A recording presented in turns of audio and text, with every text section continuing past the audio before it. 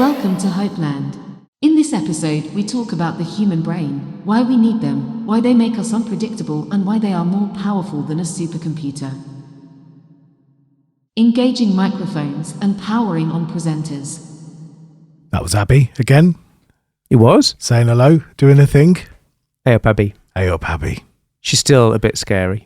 I kind of get the feeling. You know, we talked about in our artificial intelligence show. Yeah. She would be the AI that went rogue. Yeah, absolutely. Yeah, she would be. Sorry, Dave. Yeah. Sorry, Dave. Can't do that, Dave. Sorry. Everybody's dead, Dave. Everybody's dead, Dave. Have you been, mate? It's been a big week. I've been away in Dublin. What have you been up to? I've been out and about. Have you? This and that, here and there. Seen a man about a dog. Yeah, all that. Yeah. I never knew what that meant. I just people say I'm going to see a man about a dog. Do you know now? Because I still don't know. No idea. If you want to write in and explain that to us, that'd be great. Yes. Yeah, I was in London for a little while. Oh yeah, I saw that. You told me about. I went on the train that does the leany bit. The leany bit, train. And you told me about hand soap. I sent you some pictures of hand soap this week. There's some good soap. Yeah. I did. I had quite a luxurious week this week. Yeah. I stayed in a lovely hotel, and the conference centre we went to was quite nice, and our office was nice, and there was a nice hand soap. Blue, I remember. I sent you pictures of all of it. I did try it out as well. Yeah. I struggle a little bit because you like the hand cream, don't you? You know the kind of when you get your hands all greased up and ready. Yeah, I love the cream on my hands. Yeah. It doesn't work well when you're when you work in software because then there's two things that I don't like. One, it's fingerprints on anything that I own. Yeah. I don't like people. I don't like fingerprints on my screen. The temptation for me to reach over and just... I know, it's really... It drives me insane. And then... Would you give me like an angry tap? Like, get off! But then it's when other people... So I'm a Mac user, and people... most of the people in my team are Windows users, and they're used to their screens being touchable. Okay. So they'll be sitting next to me, and we'll be doing something together. And then I see the hand come over to touch my...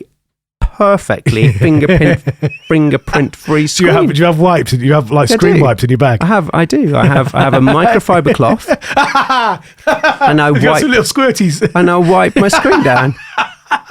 I normally have to book in an appointment to do that. I don't like the IT man. I just don't like. So if you're wondering if it's all right to touch a screen, it's not. It's not. No. If that whole kind of Me Too movement, right? Yeah. In 10 years' time, that's going to be big, and people are going to say somebody touched my computer screen, and they didn't ask me first. That suddenly sent me off down that thing where I saw a YouTube reel or a Facebook reel or something. Yeah. And it had a bunch of people cutting hair.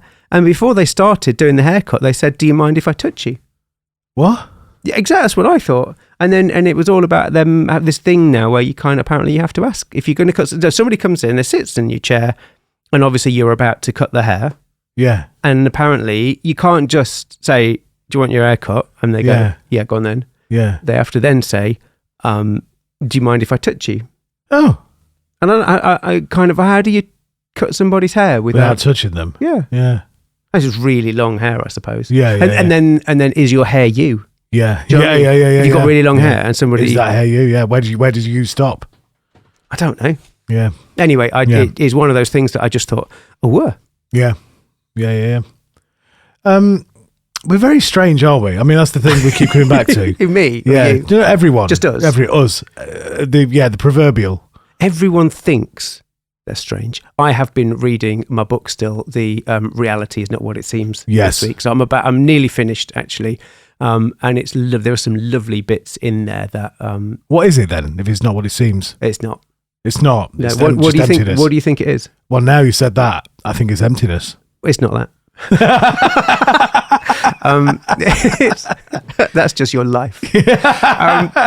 But there's a bit in there where it talks about like the universe and this kind of infinite universe and determinism, and so if you like atoms and things like that. So if you knew the starting point, you could predict where everything's going to go next. Yeah. And because we're made up of atoms, it kind of implies that there's no free will, and it implies that there is no, everything it's predetermined. Everything that you do is determined based on the things that you've experienced and the things that have impacted you, and that if we had the right language, we will be able to you know, the fact that you and I are in this room now, and how much of your Coke Zero you've drunk, and how much I've had, and you know the the graphics I created earlier for this particular show were all predictable and all that. And it's one of those things that when you read it, I was on the plane and I read it, and I just kind of did this big sigh and sat back in my chair. And I swear, if somebody was sitting next to me looking, they'd have thought, "God, what is he reading?" Do you know what I mean? But does that give you the sense of like, oh, I'll be all right then? Be fine. I haven't really got a choice in it. It's all there. It's all determined. It's all off it goes. I don't know whether I like it or I don't like it. Yeah. I think some days I'm like, oh, whatever. Yeah. I've got some things I've got to do this week that I've been putting off. Right. So I'm like, well, I don't know. Maybe I'll do. Maybe I won't. Yeah. I don't know. But it's predetermined anyway. Predetermined. Figure it out on the day. But no, I don't think I do. I don't think I do like that. I like the idea that I'm in control and that it's, you know, I'm making my decisions. Yeah. See, I've had an interesting week where I've had a few weeks of absolute mania. As in, you know, like can do anything, take over the world, like recording an entire album all by myself, you know, all this sort of thing. I can do it all. I can do everything. And then on Thursday this week, didn't want to leave the house.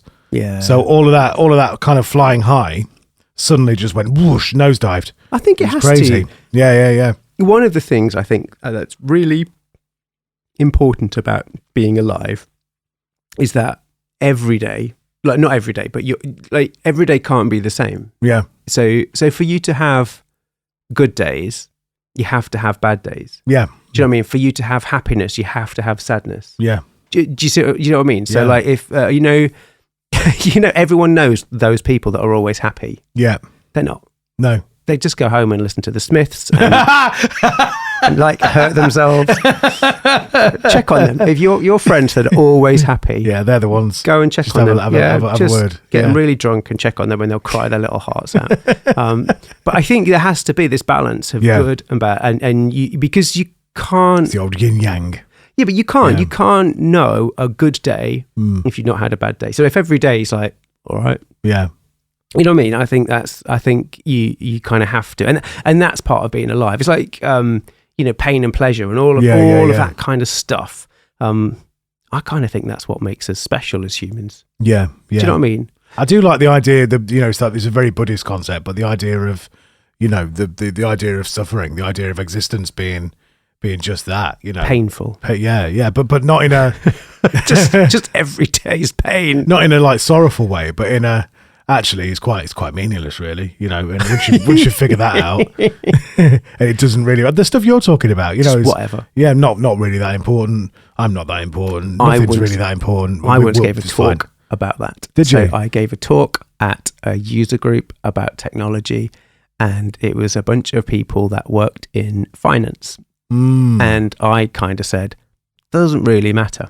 Yeah. Right. It's not that big a deal. Right. So whatever happens, it's just software. We can fix it. Yeah. Right. And, you know, no one's dead. No one's, you know, yeah. Okay. Someone might lose a lot of money or they might impact somebody. Someone might have to, I don't know, do something manually. Or might have to go and talk to somebody for a bit. But, you know, it's fine. I got so much grief for it. Oh, don't you take it seriously and don't you care? Yeah, that's it. Yeah.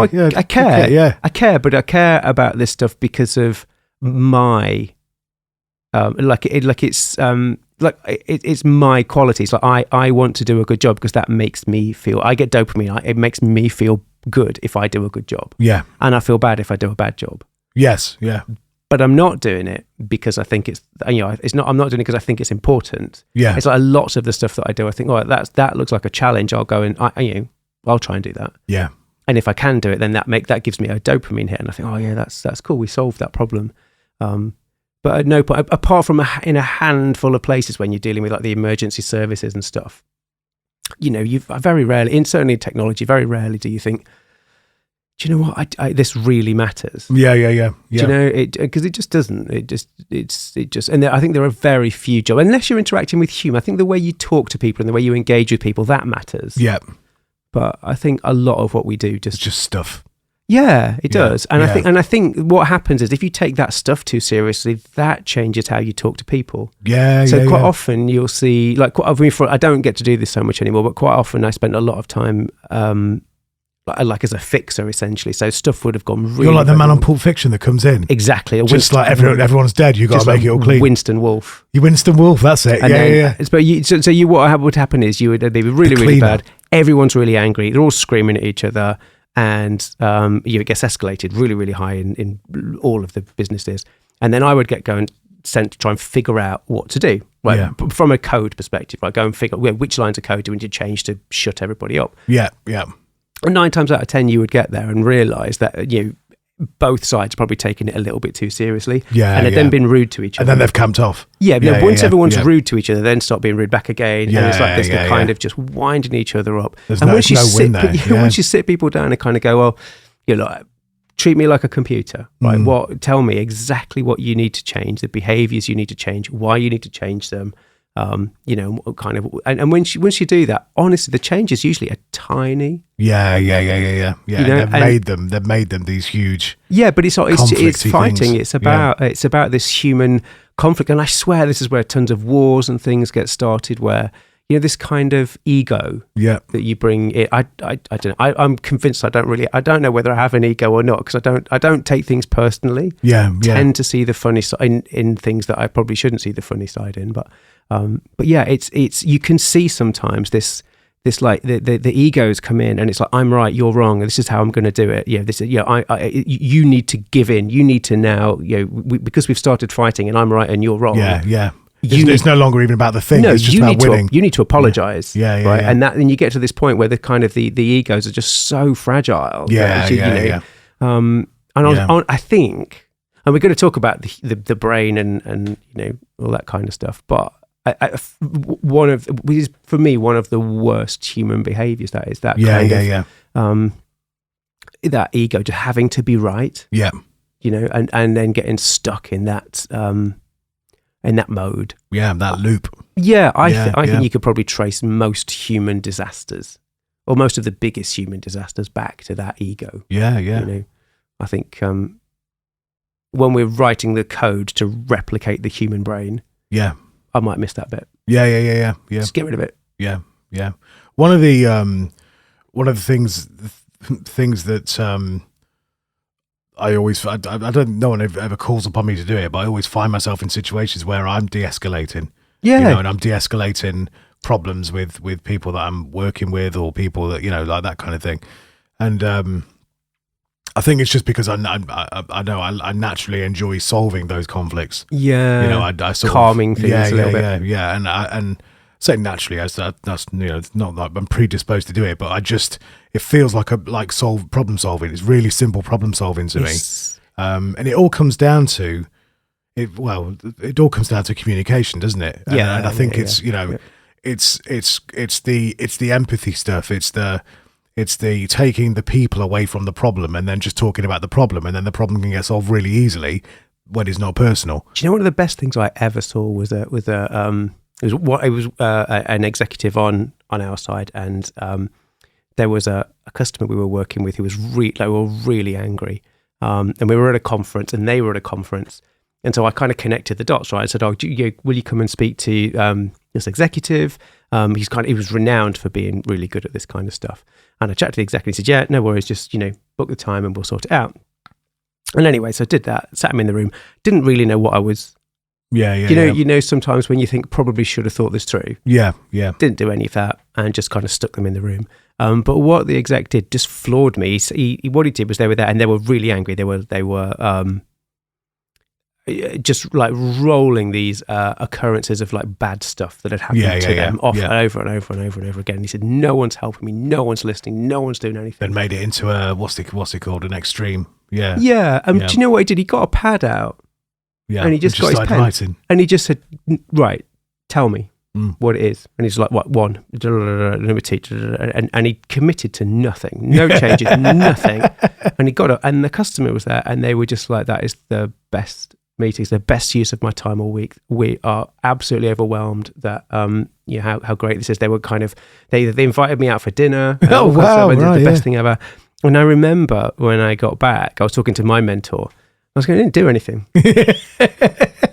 Like nothing, like literally nothing. Yeah, Did nothing, committed to nothing, just sat and listened and said, that sounds, I can totally understand why you're angry about that. Yeah. And it just blew me away. And I just thought that you know, clearly on that side, it was just that ego. It was kind of like, I've been hard done to and no one cares about me. And then just having that one person who listened. Yeah. But it's all in the brain. It's all all the way the brain works. And if that's something that, you know, Rob has worked with me on, because I'm straight into problem solving. Yeah. So if I get confronted with a problem, Yeah. I'm the fixer. I'm never like, okay, well, we could do this, and this. And actually, sometimes people don't want that. They just want the thing that you just talked about, which is just to be heard. It's emotion, isn't it? Yeah, it's that, and do you know that this is one of the harder things to fix in things like AI. You know, when the brain is the emotion, because if you were part of the early ChatGPT stuff, if you asked it the same question, if you asked it a question and it said, "Oh, I can't," no, sorry, Dave, I can't do that, and then you asked it the same question again, it will get quite angry. Oh, and it would get steadily more angry with you. I told you before. Yeah, but quite terse and quite sharp with you. And it's really interesting whether that was intentional or not. There's lots of discussions about whether that was meant or not. But like that, there's a brilliant book from Daniel Kahneman called Thinking Fast and Thinking Slow. And it talks about that kind of, there's two states of the brain. Yeah. So there's kind of animalistic survival brain and then the analytical brain. Yeah. And there was a bit in there that I stuck with me. I can't remember. It must have been 10 years ago that I read it. But there's a bit in there that always sticks with me, and that's that when you are emotional, whether you are like overtly happy or sad or angry or threatened or whatever, you cannot be analytical. No. It's not possible for you to be there. And there's a bit, as I read through there, that talks about people who having to work in a second language. So if you, for example, let's say that English isn't your native language, let's say you were a native French speaker. Yeah. And you were working in a group of people where you had to speak in English. If somebody makes you angry, translation in your native language, which will be French, to English, starts to take a lot longer. Oh, wow. Because you're really angry. And in some cases, you just can't. You can't do it. You can't process it. And this happened to me in one of my first years doing conferences. I was presenting with it was a really good friend of mine from Germany. And it was a public conference, and we got to the Q&A, and the guy that got given the microphone was just aggressive. It was really kind of, actually not actually about what we were talking about. It was just talking about just needed to speak. Well, he was just being really aggressive about the kind of product that we were talking about. So not the bits that we were talking about, but something else related. Yeah. And he was being really angry and said, "Oh, you are terrible. Why would anyone?" It's the it's the social media thing, isn't it? It's that you put a post up and then all of a sudden someone says something that's about the thing they've been thinking about all day. That is sort of to do with that, but not really. It's kind of this. I don't know. But it was just really. It was kind of quite personal, quite aggressive. Yeah. And anyway, my friend just couldn't speak. Right. And he was incredible, like proper worldwide leader in the topic, and it was really weird for me watching. Yeah, that kind of almost. But and I kind of stood in eventually and was just like, shut up, kind of thing, right? I just go and cry to somebody who cares, kind of thing. You know what I mean? Has anyone got an actual question about what we're talking about? Yeah. And I mean, when we got off and we were backstage, what he described. And this was before I read the Daniel Kahneman book, right? But he described to me, said I just couldn't translate. Yeah, I was so angry. Yeah. I couldn't translate. So the words were there, and I knew what I wanted to say, but I couldn't find the English words. But you've just gone full German at him. I did kind of say, just start swearing at him in German. But it's dead weird, isn't it? That emotional thing with the brain, and it's not particularly. If you think about it, empathizing with somebody else is they say that this is like developing empathy is one of the biggest things that we did, like even like above the analytical stuff, creating the wheel and other bits and pieces. The ability to empathize with other people, that is what led to tribes. It's what led to civilization. It's what led to humanity not just fighting against each other everywhere and having little groups of people that perhaps didn't fight because we were able to empathize with them. And again, I think that's something that is just so unique to humans. Yeah. But it's that empathy. Well, I say it's that empathy. It's that kind of the emotional parts of the brain kind of lead to most of the worst behaviors. Yeah. Yeah. You know what I mean? Of humans, it's this the lack of empathy. I saw a video a week or so ago showing a bunch of young lads pulling a tree over. Yeah. And you think at no point are those lads doing that because they hate trees. Yeah. So it's not like they woke up and went, actually, the trees. Yeah. None of them. Let's go and do take one out. Let's go and do one. Yeah. They just weren't thinking. So that total lack of empathy. They weren't thinking about the people that planted the tree or the people that lived in the area, or And actually, my mum was talking to me about she ferries kids in and out of a special school, and she said one of the girls got in loads of trouble because she ran over all the car roofs. She literally just jumped on the road leading into the school. Yeah. She just kind of legged it out of the school gates, jumped up, and then bombed it across the roofs. And then my mum was taking her home and said, because my mum and her got kind of bonded, and she said, how would you have felt if that had been my car? And she said, well, I wouldn't have done it to your car. Yes. And she was like, well, you don't know. I could have easily parked my car there. You wouldn't have seen it. And it's just this kind of that's just, for me, it's just this absence of empathy completely. But then the emotions, so you've got that lack of empathy drives, I think, a ton of poor human behavior. But then you've got the emotion, right? The fighting, so kind of the Israel and Palestine fighting. I was away last week in Ireland, and we went on a tour. We had an amazing walking tour around Dublin. And the woman that was giving the tour was giving just tons of stuff that I hadn't. Obviously, I knew about Catholics and Protestants in Ireland, but she was kind of filling in the detail and the richness and the colour of that and what it meant and how people were treated. And it was just this emotion where, if you were a Protestant, Catholics were totally beneath you, and we didn't know them. Yeah. Do you know what I mean? They were kind of vilified. You were kind of, and I think this is true in lots of places, right? Othering, isn't it? It's othering people. Again, it's that kind of you're making it into a point.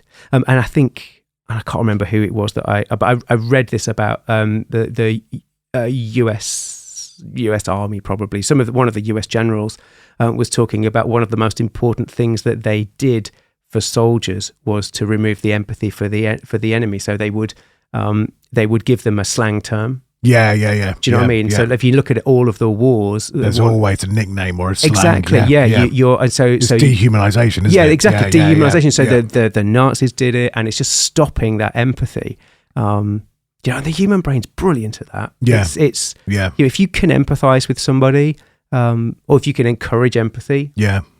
Humans work together brilliantly. And it's generally done through categorization. It's generally done by organizing into stuff. That's true. That's very true. Yeah. So one of the things I also want to talk about the brain was the fact that mine, as I'm getting older, is more often useless than it's useful. So, good examples, like this week, I worked on the agenda for the week. So we had 3 or 4 3 days, I think it was, of solid stuff that was happening. So like every hour of the day is planned. And I worked on that. And yet every day I had no idea what we were doing. Do you know what I mean? I got to where we were supposed to be, sat down. On the Wednesday, had to ask the guy next to me what day it was. Yeah. So I'm like, what? It's like that Christmas thing, between Christmas and New Year thing. It was just like, what? Does anyone know what's going on? And then, it's just bizarre. Yeah. Like, I had this amazing conversation with my friend Samir about theoretical physics. Yeah. And was able to remember, bonkers mathematics. Yeah. I taught somebody how to do integration, so calculus this week. Yeah. Which I've not done for ages, and just literally did it on a napkin with him. His 18-year-old daughter was doing some A-level mocks. She was stuck on a question. She sent him the question she couldn't do. Yeah. He couldn't do it. showed it to me, and then I did it for him. Yeah, yeah. So my brain's clearly not malfunctioning totally, is it? But then, like, bear in mind, I booked the flights the week before. Yeah. Couldn't remember what time my flight landed. Couldn't remember what time it left. Yeah. Couldn't remember which terminal I was going to. I had to look. I constantly have to look this stuff up on the apps. You have to go into the app and look it up, go up and look it up. The days, where we were. My boss said to me, I was like, which room are we in? Oh, same room as yesterday. No idea.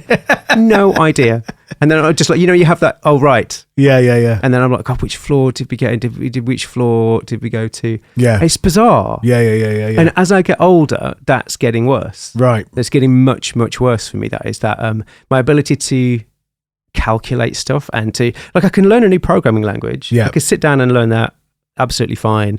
I can work on a new project and new technology and learn that quickly as well. Yeah. And that's great. But it's that it's the stuff. Yeah. It's the everyday stuff. I'm just finding that I really struggle with. See, I always found that a really good example to show this at work is the point and click adventure game. Right. In that, I was doing, for me, this is a very personal thing, because there was an age where all I would play was point and click adventure games. Right. And that made me really good at problem solving. Yeah. Because, obviously the whole point of point and click adventure games is like, give that to that, then this happens. Give that to that, then this happens. Do that, this happens. And then, so it's all very cause and effecty. Yeah. But what I found as a result of that is it actually enhanced the problem solving abilities. So I think there's something in the enjoyment of playing games to do that sort of thing. Gotcha. You know what I mean? To almost train the brain through fun, train the brain through exciting game-based things, which then make you better at something. Gotcha. And train your brain to habitually... Like brain training. Brain training's not happening anymore, is it? No. That was a big deal at one stage, wasn't it? It doesn't really do anything. Everyone had an app. Yeah. To do brain training. There's lots of logic and problem-solving things. Yeah. But it was based on scores and stuff like that. And the thing I'm talking about with the point and click is that it's narrative driven and story driven. Right. So when it's purely based on, improving numbers, that you couldn't empathize with that. Whereas if you got the characters in the games and you had the stories and all that sort of stuff, all of a sudden you had these kind of figures of connection, the empathy stuff you're talking about. Ah, gotcha. And one of the things that I learned about, coming back to what you were talking about earlier to do with the two systems of thinking, was to do with the two states associated with the parasympathetic nervous system and the sympathetic nervous system. I don't know what either of those two things are. So I did this Penn State Coursera course. I love when Coursera first dropped. I remember Coursera. I was like all over it. I was signed up to all the courses. I was going to do everything. I was going to learn all these things.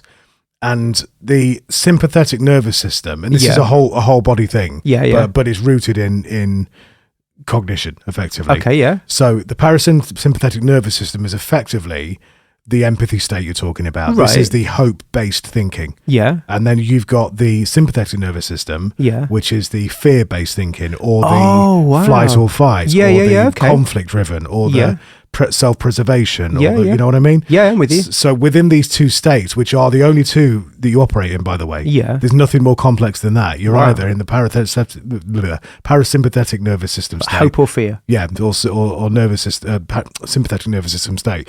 So a great way, and this was discussed through the course, one of the great ways to fully inhabit the parasympathetic nervous system, that's the hope bit. The hope bit is to say, if you won the lottery, what would you do? Oh, really? And watch someone just become. I'll tell you what, I've got a problem with that. Yeah. Do you know what my problem with that is? Yeah. It's not very funny. And I think it's not, is it? No. So, like, think about things like comedies like Black Books and Ricky Gervais and that kind of dark comedies. Yes. Yeah. They make me happy. They make me really happy. Yeah. And I think that I don't know. There's just a place for that. I think where some stuff, and I think one of the reasons why I've been quite resilient is because even if it happens to me, like if it's something that's if there are things when I've really screwed stuff up, yeah, and I'll kind of go, and usually I do what I did. I kind of, all right, when you're in the realization is, it's my fault. I've made a really, yeah. and I kind of wander off and I go make a cup of tea. And I almost start chuckling. It's like observing somebody else doing it. Yeah, yeah. And it makes me laugh. And I kind of think, oh, God, honestly, how could you have been such a dickhead? What were you thinking about? How did you get yourself into this mess? And then you kind of think, oh, do you know what? I'll go and, let's see if I can dig myself out of it, kind of thing. And I like that. I kind of don't like the idea of being I don't like the idea of being like happy all the time or hopeful all the time. I quite like the idea of, and I think it's really important that there's times when you're not. Yeah. Do you know what I mean? When there are these dark times, and I think, yes. And for me, that's there's nothing funny about being happy, not in the slightest. And I think that kind of comedy, that funny side of, it's like when you go upstairs and you can't remember why you've gone upstairs. Yeah. It makes me laugh at myself. I kind of think, what's going on? Yeah. Do you know what I mean? You used to know where you were going. The ability to not take yourself too seriously. I don't know which part of the brain that is, but I think it's a good bit. Yeah. And I think sometimes that, I wonder if there's got to be a relation to ego in there somewhere where when you, do you know what? I've said this light bulb moment, and it's kind of almost when you care what people think of you. Yeah. When you really... The approval thing. Yeah. That if you make a mistake, people won't approve of you anymore, in which case you internalize that. And I genuinely have never cared. Yeah, okay. Yeah. People. Yeah. I think it helped being bullied a lot at school. Yeah. You know what I mean? By the time I'd got to university, couldn't really get bullied. No one could touch you. Couldn't get bullied anymore. I was like, I don't care. Just I've done that. Got the t-shirt. Yeah, do your best. Yeah, go for it. I'm good, right? Yeah. And I'm not recommending that's what we should just bully kids until. But no, saying that though, there is that's something I'm really, really keen on with the kids, with my children. Bullying kids. No, just the ability for them to see the funny side of stupid things that they do. Yeah, find the humor in it, so they're not so worried about the approval thing. Yeah, I think you're probably right. I think I've had this sitcom in my head since I started in IT in the 90s. Yeah. And it's bizarre if I see someone do something really stupid, or I do something really stupid, often one of the things that I do is I kind of go into that world and I kind of play out what the scene would look like, yes, and how I would write it and do it. That has definitely helped over the years. But I do think I think because I saw this thing about manifesting this week, which is really common with millennials. Millennials love a bit of manifesting. Yeah. And I just thought, initially I just thought, oh, how stupid is that? Yes. But the reality is, if it helps you, do you know what I mean? If manifesting helps you and helps you be more resilient, and you can cope with stuff and see the funny side of things, do you know what I mean? If that helps you, then do it. It's fine. And I think that's pretty important, that you need to find that resilience. I think the brain itself is just bonkers though, isn't it? I think one of the things we wanted to talk about today was how the brain is like, it's kind of quite unpredictable. Yeah. You think, oh, I need to be sharp tomorrow. Yeah. That's the day that your brain goes, hello. Yeah, do you know what? I'm not really feeling this today. Can we scroll some videos instead? And that, there is that. I did a talk at work about procrastination. Yeah. And it's one of the best things. I loved doing it. It was great fun. But do you know, I did it like on my friend Santos, who he listens to the podcast. He's been a really great supporter of us over the years. And I remember him pinging me saying, "Are you ready?" And on like the morning that I was supposed to be doing it, and I'm still procrastinating doing a slide deck. I kind of had this. It's not like I'm terrible. I wasn't that unprepared. I kind of had this talk in my head, but I just couldn't get it down on paper. Yeah. And it's just one of those things where I just thought, what a useless trait that is. Do you know, I've got to do a thing. The time is there, right? Time is relative, but time is there, and I've got an amount of time to do it. Santos had given me ages to a week or so to kind of do this thing. Yeah. And there I am on the morning with like 3 hours left. Yeah. Still procrastinating, and still at that point, like not doing it. Yeah. You know? And like, what useless feature? What evolutionary feature of the brain is like, do you know what? I know what would be brilliant. What would be brilliant is if we needed to like go and kill a mammoth. What we'll do is let somebody else do it. That's what procrastination. We'll just not do it. and then what we'll do is right at the last minute, we'll frantically try and do it. It's mad. There's a whole bunch of weird things like that, aren't there? Where at university, I was quite organised, but there's so many people that would get in and say, "Oh, I've been up till 4 a.m. doing this." You know, I'm like, why? Why would you do that? Yeah. But again, that's something that's coming with me as I get older. It happens more often. Yeah. I do love the irony of it happening while I was delivering a talk about procrastination. And it was really good. It gave me lots of information. It gave me lots of stuff to talk about. You know, you kind of, whenever you're doing if anybody's into public speaking and doing public speaking, the best tips I can give you is to tell a story. You need a story. And that gave me the story. Yeah, of course. Do you know what I mean? As you started to talk about this, it's like, 3 hours ago, there was nothing. This is what this presentation looked like. And then you tell that story. You kind of go through and tell that. Yeah. You tell the story. But the brain's bonkers, isn't it, really? But then again, one of the things we always set out to do with this show is to look at the positives of the brain. Yeah. And there are some mental things. Yeah. So I remember in my first year as a field engineer, I was flying all over the place. And this was like before the internet was pervasive, right? This would have been like 2006, something like that. So smartphones weren't that smart. The iPhone wasn't around just yet. Yeah. You had GPRS, for those that can remember, or Edge, if you were really lucky. But basically crap, right? It didn't work. It sucked. You could get an email if you were lucky. So there was just a lot of dead time in airports and stuff, and I was bored. So I used to go and buy these paperbacks. I would go and buy a paperback and I would read that, and then, so I read a lot of books while I was traveling. And one of them was A Day in the Life of a Neurosurgeon. Oh, wow. And it was literally just walked in, grabbed the book, walked out. Didn't read it. I thought, oh, that'll do. And it was amazing. It's one of the best books I've ever read. And it talks about brain injuries. Yes. And, but again, the humor in it's just excellent. Yeah. It's really dark. And there's one of them where this guy shot himself up the nose with a nail gun and didn't know. And so literally shot a nail, like a nail gun nail, so like 2-3 inches long, straight up his nose, through and wedged into the brain, and only went in when he started to get headaches, like 3 or 4 years later.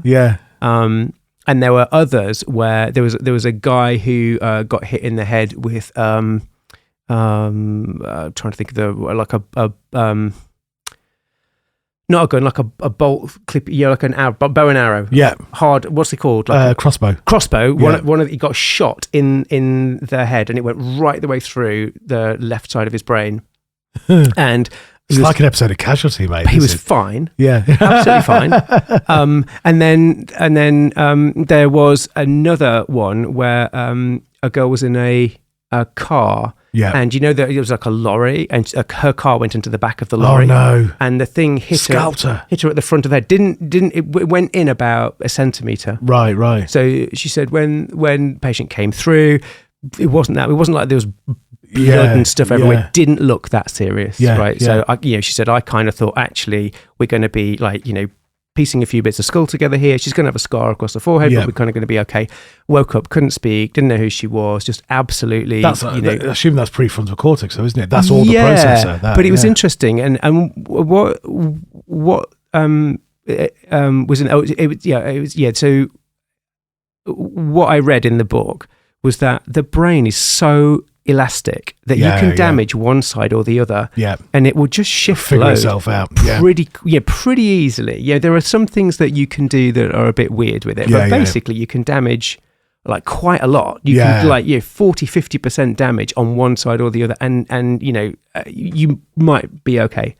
If you damage the same parts on both sides, the probability of you having life-changing injuries from it are really high. Wow. So, and it was just bonkers to me. But they all the So way. they're symmetrical almost. I don't know, but the neurosurgeon was kind of just saying, look, if where you've got these like catastrophic injuries, and she was talking about this as a neurosurgeon, and she talked about the book starts on day one of her medical journey. So she's just finished med school.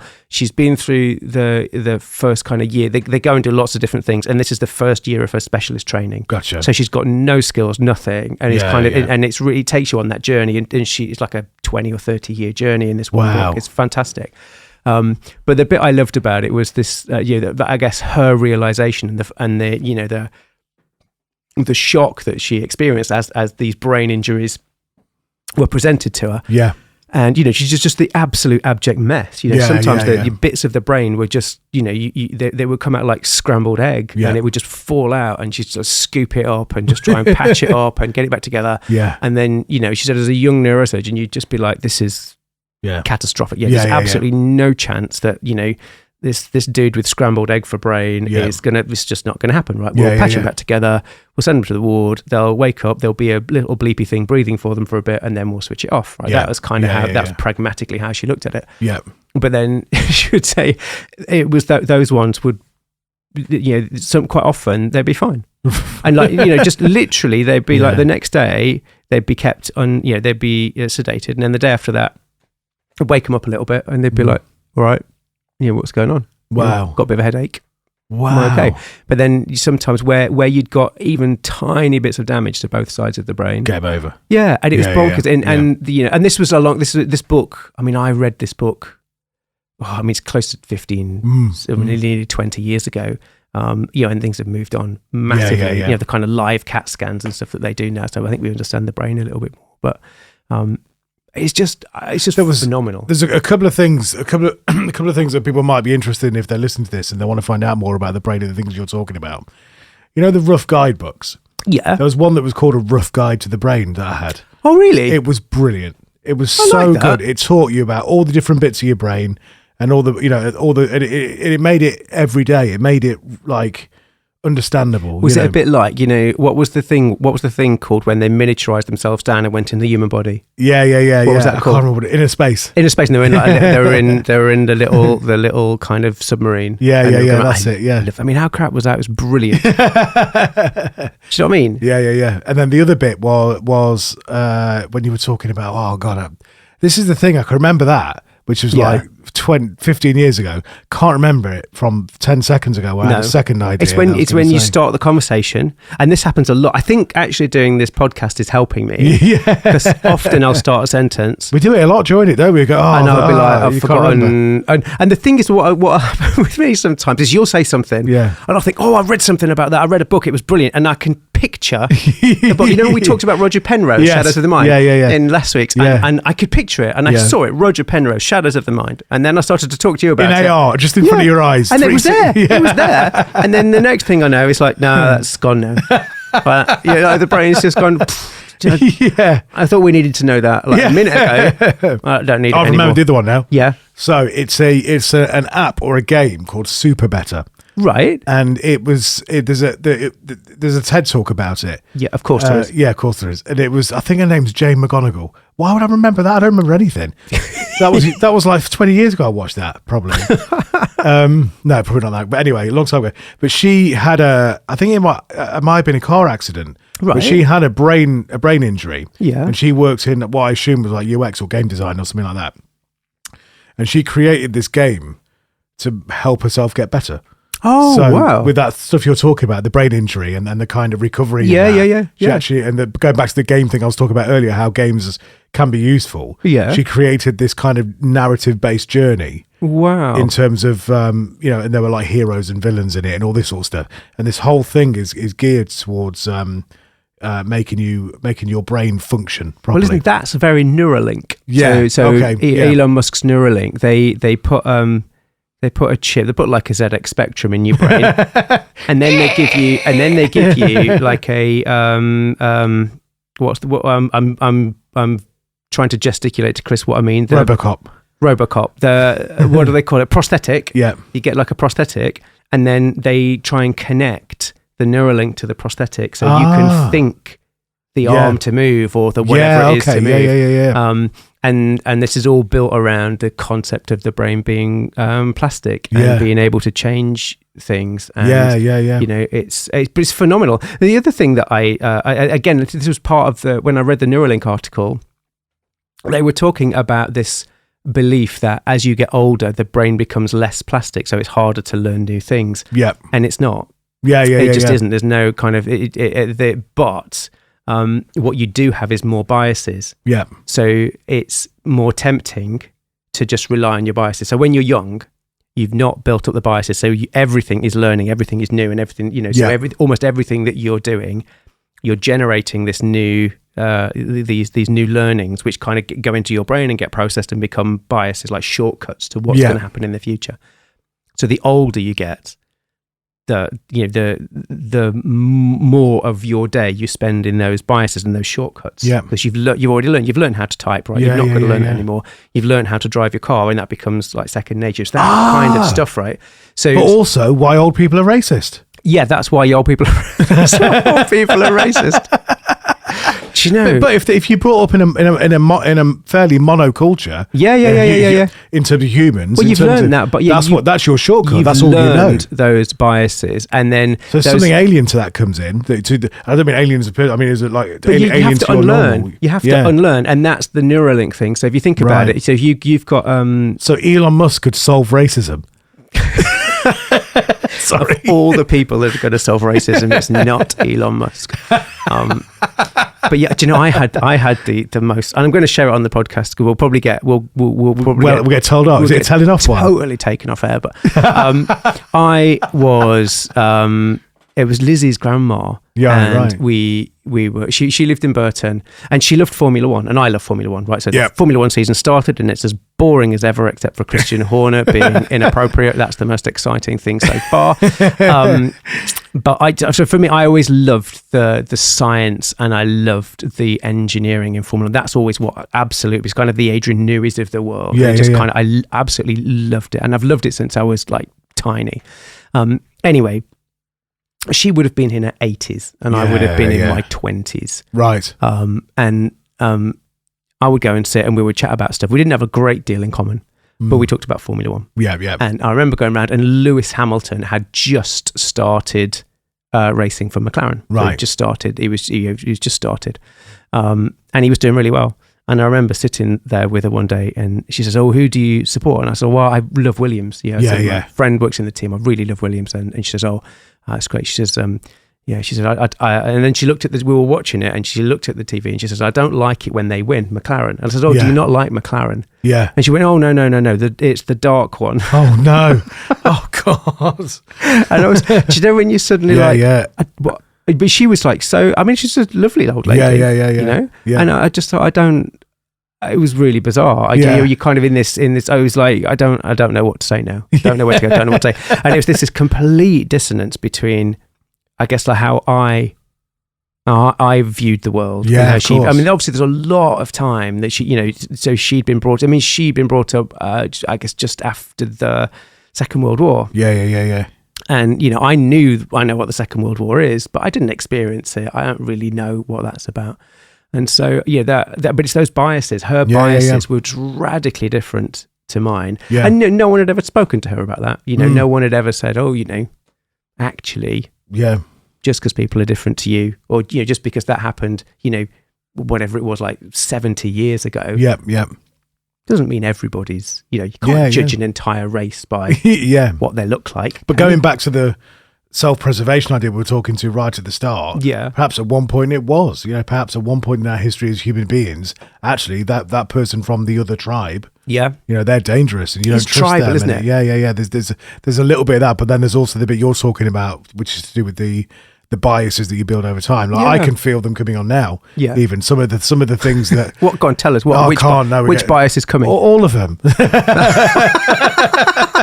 No, I tell you what it was for me that really made me think. I'm glad we're talking about this because I wanted to talk about this and I didn't think there'd be a way in, but there is. There's always a way in. is the human library. Are you familiar with that concept? Yes. Right. So this is from Sweden. This is from Sweden. Isn't yeah, it? that's right. Yeah. Also, yes, everything good comes from that area From of the world. Sweden. Yeah. And this is a concept whereby you go to a public place, a public meeting, and you read a book. Yeah.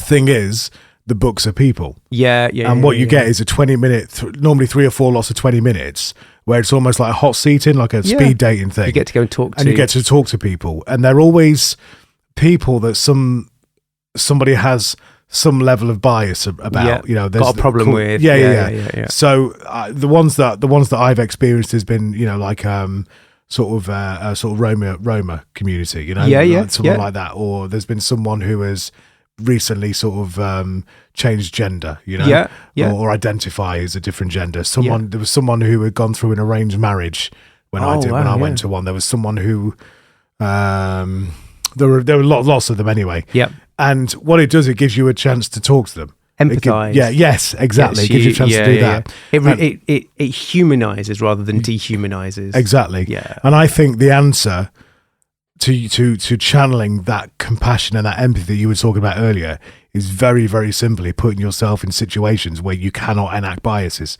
Or you're challenging biases. I think that's where social media's done a terrible thing. Really it's has. dehumanized people because you're behind a screen. Yeah. It's a bit like... It's algorithmically tried people off. I think it's a bit like road rage. Yeah. You know, if you ever see people behind a car, you're behind the car wheel, you're behind... I can't even speak. Driving in a car.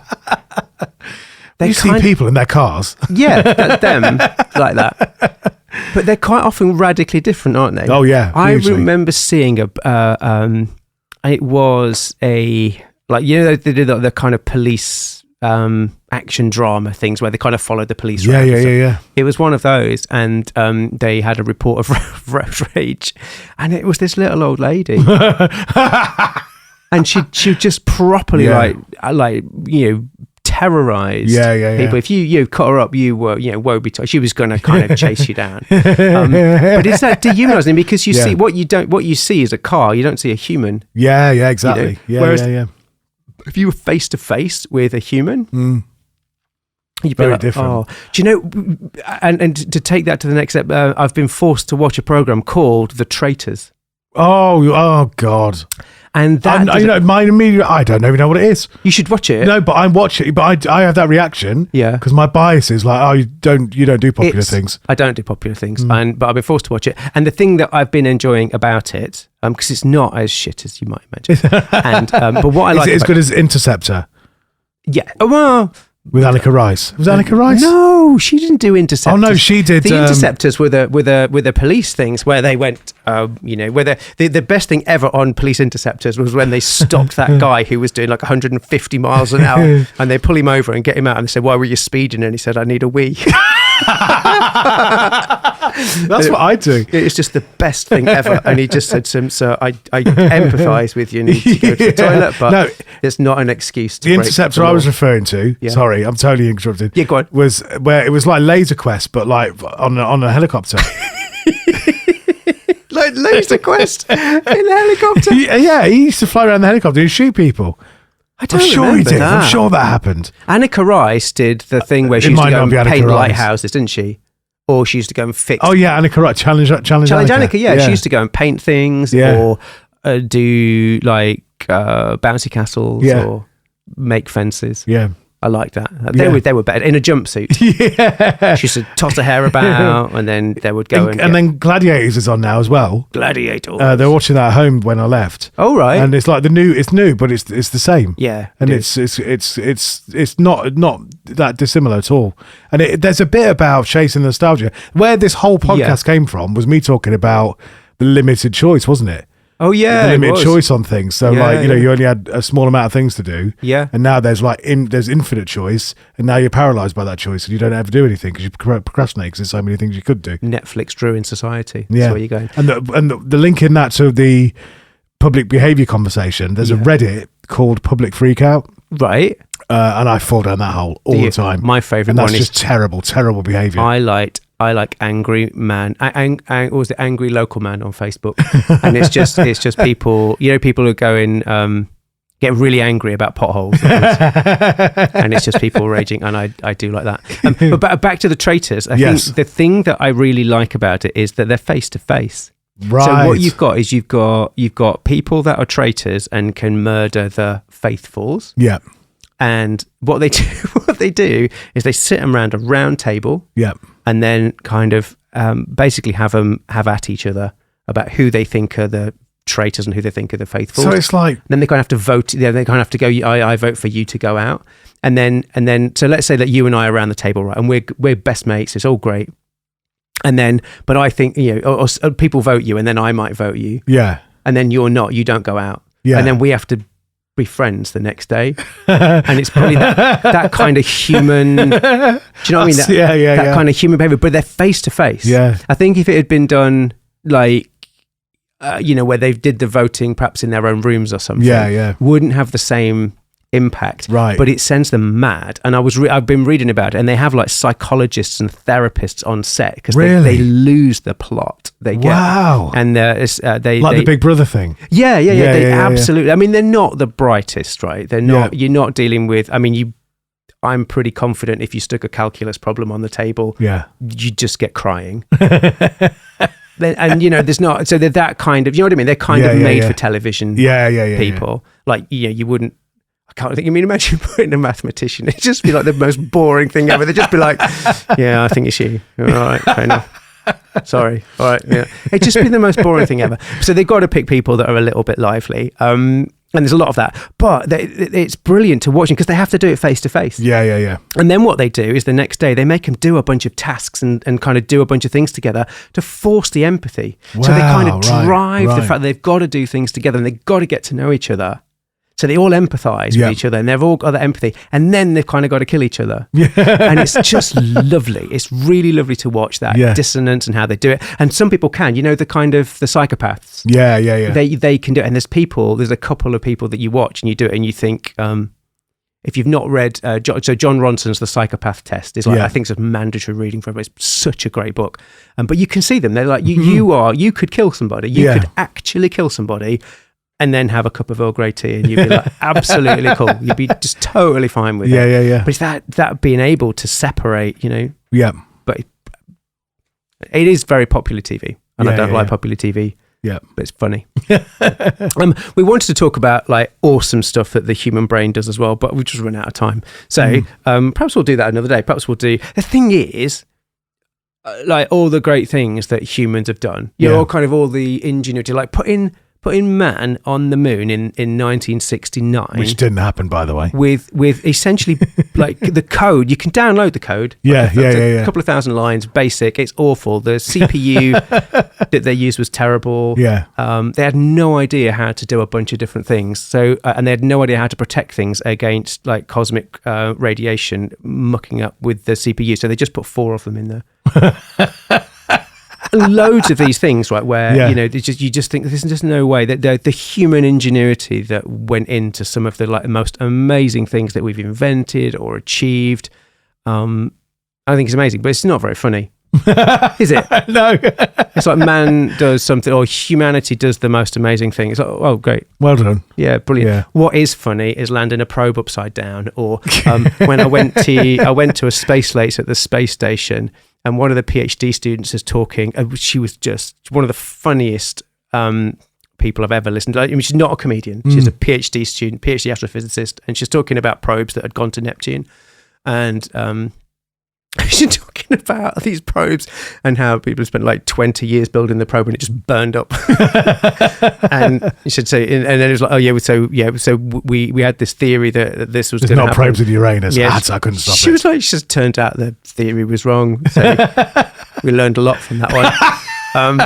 And it was just brilliant. And that's funny. It's do you know what I mean? And I think for me, that is what makes the human brain really, really magical. I don't think we'll ever get to a point where an artificial intelligence, where an artificial brain can laugh at itself. Yeah. That it's just sent a probe somewhere and the probe's burnt up or is landed, it's upside down, or the Chinese one that when they slammed it into the moon at like 1,000 miles an hour. I don't know whether the Chinese would laugh at that. No. I don't know, it's probably been really stereotypical, right? But I hope that there's somebody on that team from China that was just saw the probe landing there and was just like, that's brilliant. That's just the best thing. Millions and millions and millions of pounds worth of like, you know, cutting edge tech. Yeah. Just in pieces on the moon. Oh, did I tell you about my drone incident? Oh no, not the drone that the one we took in the woods. Yeah. Oh no. Oh, I have to tell you off air on that. Is it one. broken? Yes. Have you told Rob? Yes. Was he unhappy? No, they found it really funny. So there's the example. There you go. That's brilliant. Yeah. So here's my sign off for this: is that the human brain's brilliant. You're brilliant. We're all brilliant. But don't forget to see the funny side and stuff. There's always, well, it's not always a funny side of things, but there's often a funny side of things. Yeah. And you should go and find it. See you later. See ya. Thank you for listening to Hopeland. If you enjoyed the show, you can A. Subscribe on your favorite podcast service. B. Leave a nice review. C. Tell a friend or two. Turning off microphones. Presenters back in cold storage, where they belong.